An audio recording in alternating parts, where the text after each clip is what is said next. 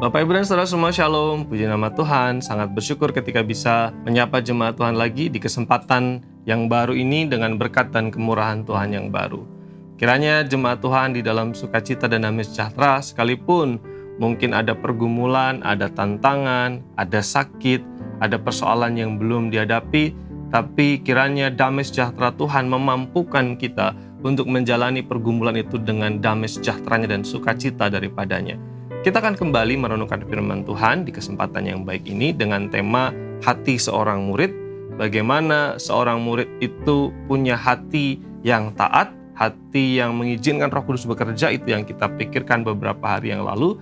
Dan di pagi hari ini saya ingin mengajak kita untuk belajar satu tema tentang hati, yaitu hati seorang murid adalah hati yang selalu diwaspadai atau dijaga dengan kewaspadaan. Firman Tuhan di dalam Amsal pasal 4 ayat 23 berkata, "Jagalah hatimu dengan segala kewaspadaan, karena dari situlah terpancar kehidupan." Mengapa kita perlu waspada dan terus menjaga hati seperti seorang prajurit yang siap siaga, menjaga pintu hati kita? Tuhan Yesus mengajarkan bahwa apa yang keluar dari mulut kita itu berasal dari hati kita. Hati menjadi sumber, menjadi pusat dari segala sesuatu. Hati digambarkan seperti mata air, sumber mata air yang dari sana mengalir aliran-aliran.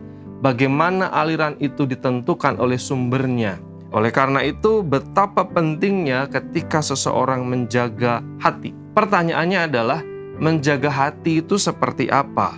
Menjaga hati itu sikap yang seperti apa?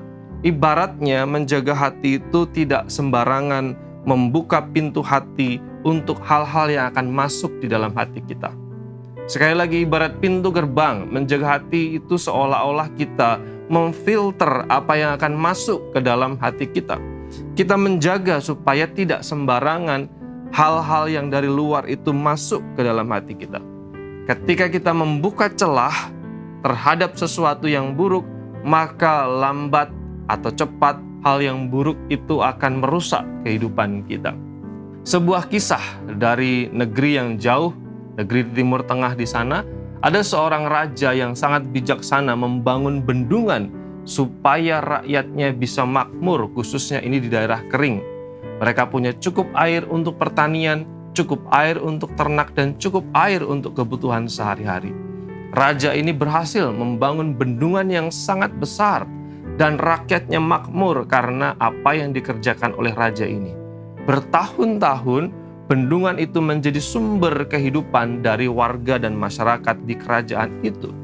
Tetapi tanpa disadari, ada hama atau tikus yang masuk ke dalam bendungan itu lalu kemudian membuat rumah, membuat celah-celah kecil, membuat rongga-rongga kecil di bendungan yang besar itu, dan singkat cerita akhirnya celah kecil itu menjadi celah yang lebih besar, menjadi celah yang lebih besar, menjadi celah yang sangat besar, dan akhirnya merobohkan bendungan itu dan menewaskan banyak orang serta meluluhlantahkan kota di mana raja itu memerintah.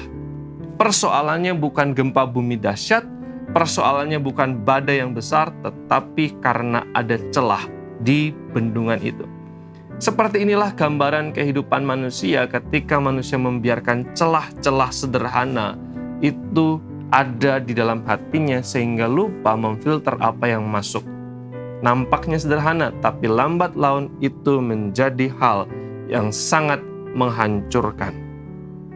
Ketika seseorang mampu menjaga hatinya dengan segala kewaspadaan, berkata tidak untuk hal yang buruk, mawas diri seperti seorang pengawal penjaga, maka Amsal di dalam pasal 16 ayat 32 berkata, orang yang dapat menguasai dirinya, menguasai hatinya, itu lebih hebat daripada seorang yang merebut kota. Karena menjaga hati sendiri perlu perjuangan, menjaga hati sendiri perlu sikap kewaspadaan. Seorang murid adalah orang yang membiarkan, mengizinkan Roh Kudus bekerja, sedangkan dia sendiri juga mawas diri, waspada supaya tidak ada hal yang buruk masuk di dalam hatinya. Kiranya kebenaran ini menolong kita untuk terus mawas diri, sadar, untuk kita waspada untuk apa yang masuk dalam hati kita. Kita berdoa. Bapa di surga, kami bersyukur untuk kesempatan di pagi hari ini di mana firman-Mu diajarkan kepada kami untuk kami mawas diri dan menjaga hati kami dengan segala kewaspadaan. Berkat-Mu dan anugerah-Mu kiranya atas kami semua di sepanjang hari ini Tuhan, sehingga Tuhan terus dipermuliakan. Dalam nama Tuhan Yesus kami bersyukur dan doa kami. Amin.